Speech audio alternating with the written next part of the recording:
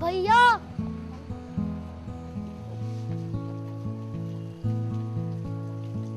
भैया आपने तो आधी जिंदगी जी ली, हमारी तो अभी पूरी बाकी है।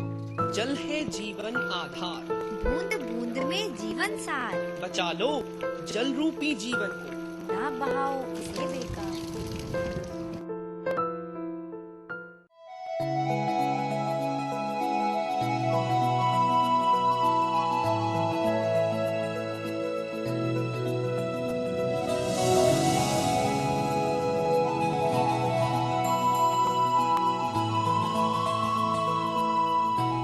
मानव जीवन की बुनियादी आवश्यकताओं में से एक पानी या कहें जल आज मानव अस्तित्व को चुनौती दे रहा है कि मुझे यूं ही बर्बाद किया जाता रहा तो वह दिन दूर नहीं जब मानव पानी की कमी से अपने प्राण त्याग देगा।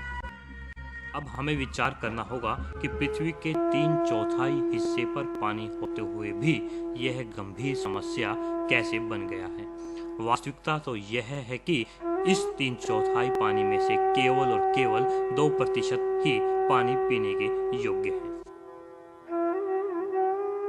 WHO की एक रिपोर्ट के अनुसार लगभग 95 लाख लोगों के पास पीने के लिए साफ पानी नहीं है। हजारों गांवों में तो लोगों को 2-2 मील तक पीने का पानी उपलब्ध नहीं है। ऐसी स्थिति में लोग गंदा पानी पीने के लिए मजबूर हैं और इस कारण वे कई बीमारियों की चपेट में आ जाते हैं। हर साल करीब 10 लाख लोग इन बीमारियों की वजह से मर जाते हैं। गंदे पानी से ऐसा है कि बहुत सारी बीमारियां होती हैं, जिसके कारण बहुत सारे मरीज़ हमारे ओपीडी में आते हैं। गंदे पानी के कारण जैसे दस्त हो गया, उल्टी टट्टियाँ लगना, टाइफाइड, पीलिया, इस तरह की कॉलरा जैसी खतरनाक बीमारियां भी होती हैं। शुद्ध पानी की हो रही कमी का मुख्य कारण लगातार गिर रहा भूमिगत जल स्तर है और इस सब के लिए जिम्मेवार है मानव। कवि रहीम ने कहा है कि रहीमन पानी राखिए, बिन पानी सब सून, बिन पानी ना उबरे मोती मानस चून। लेकिन आज का मानव भौतिकता के युग में जी रहा है, जिसके चलते वह अपनी आवश्यकताओं और अपनी इच्छाओं को पूरा करने के लिए जल का अत्यधिक मात्रा में दोहन कर रहा है। सब कुछ जानते हुए भी वह आंखें मूंद कर बैठा है और अपनी आवश्यकताओं को पूरा करने के लिए बहुत अधिक मात्रा में पानी का अंधाधुंध प्रयोग कर रहा है और जल की समस्या को बढ़ावा दे रहा है। भारत कृषि प्रधान देश है और इस कारण घटता जल स्तर एक बड़ी समस्या के रूप में हमें चुनौती दे रहा है, खतरे की घंटी बजा रहा है। पानी के बिना खेती की उम्मीद भी नहीं की जा सकती। देश भर के किसान 3-3 फसलें उगाते हैं, जिनमें से 2 फसल धान की होती हैं। धान की फसल में हर वक्त 4 से 6 इंच तक पानी खड़ा रखने की जरूरत होती है। यही कारण है कि धान की फसल में बहुत अधिक मात्रा में पानी की खपत होती है, जो कि पानी की समस्या को और बढ़ावा देने में अहम भूमिका निभा रही है। आज कई स्थानों पर तो स्थिति यह है कि किसान अपनी फसलों को वक्त पर उचित मात्रा में पानी उपलब्ध नहीं करवा पाता। पानी की कमी के कारण फसलें सूख जाती हैं, जो कि भविष्य में बड़े खाद्य संकट को हमारे सामने लाकर खड़ा कर देगी। किसान पानी की इस कमी को पूरा करने के लिए भूमिगत जल का सहारा लेने लगे हैं, जिसके लिए ट्यूबवेल का प्रयोग किया जाने लगा है। लेकिन वक्त के साथ साथ भूमिगत जल का स्तर इस कदर नीचे चला गया है कि साधारण ट्यूबवेल वहां से पानी नहीं निकाल पाते और इसलिए सबमर्सिबल पंपों का सहारा लिया जाने लगा है। ट्यूबवेल जहां 100 से 200 फीट तक पानी निकालता है, वहीं सबमर्सिबल पंप 1000 फीट से पानी निकालने में सक्षम है, जिससे जल का बहुत अधिक मात्रा में दोहन हो रहा है। किसानों द्वारा फसलों से अधिक पैदावार लेने के लिए कीटनाशकों और रासायनिक खादों का प्रयोग किया जा रहा है, जो पानी को दूषित करने के साथ साथ भूमि की उर्वरक शक्ति को भी प्रभावित कर रही हैं।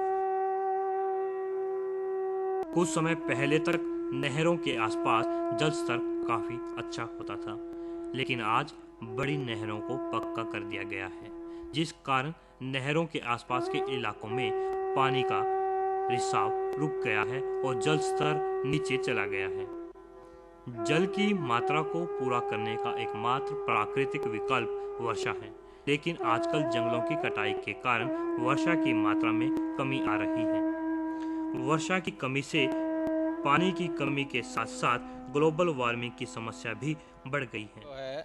जल स्तर नीचे गिरने का कारण है पेड़ों की अवैध ढंग से अंधाधुंध कटाई। ये पेड़ कई वर्षों तक तैयार नहीं होता और आधे घंटे के अंदर जो पेड़ 40 वर्ष के अंदर तैयार किया जाता है उसका कटान कर दिया जाता है, जो वाष्पीकरण को और इसको जल स्तर को बढ़ाने में सहयोग करता है। उसकी कटाई होने के बाद वो जल स्तर नीचे जाएगा। नए नए औद्योगिक केंद्रों के स्थापित होने के कारण पानी की खपत बढ़ती जा रही है।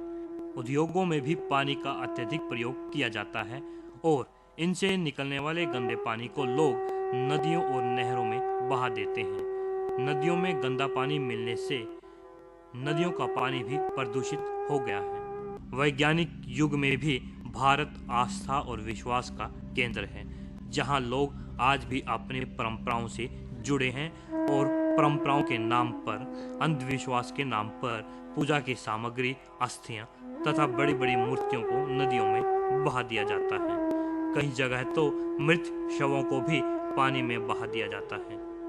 स्थिति यह हो गई है कि आज एक आम आदमी को पीने का साफ पानी मिल पाना नामुमकिन हो गया है। पानी के कुएं लगभग सूख चुके हैं। बहुत से क्षेत्रों में तो कई कई दिनों तक पानी नहीं आता। यही कारण है कि लोगों को पानी खरीदकर पीना पड़ता है। दूध दही के इस देश में जहां दूध की कीमत 25 रुपये प्रति लीटर चली गई है, वहीं पानी की कीमत भी 15 रुपये प्रति लीटर हो गई है। कुछ स्थानों पर लोगों ने इस समस्या से निपटने के लिए वाटर हार्वेस्टिंग प्लांट लगाए हैं, जिनमें पाइपों की मदद से वर्षा के पानी को भूमि के अंदर पहुंचा दिया जाता है। जितना भी हमारे आसपास पानी जो है बह रहा है या जो वेस्ट जा रहा है, उसको हम संग्रहित करें तो उसको कहते हैं वाटर हार्वेस्टिंग।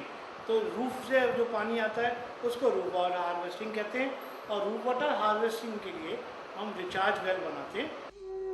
इस समस्या को ध्यान में रखते हुए किसानों ने कुछ ऐसी फसलों को बढ़ावा दिया है जिनमें पानी की खपत बहुत ही कम मात्रा में होती है, लेकिन यह काफी नहीं है। इसके लिए समाज को जागरूक होना होगा। यह दिन दूर नहीं जब मानव पानी की एक एक बूंद के लिए तरस जाएगा और पृथ्वी मरुस्थल बनकर रह जाएगी और पानी के लिए जंग लड़ी जाएगी। मानव रक्त पानी से सस्ता होगा और सब जगह त्राहिमाम त्राहिमाम की गूंज होगी।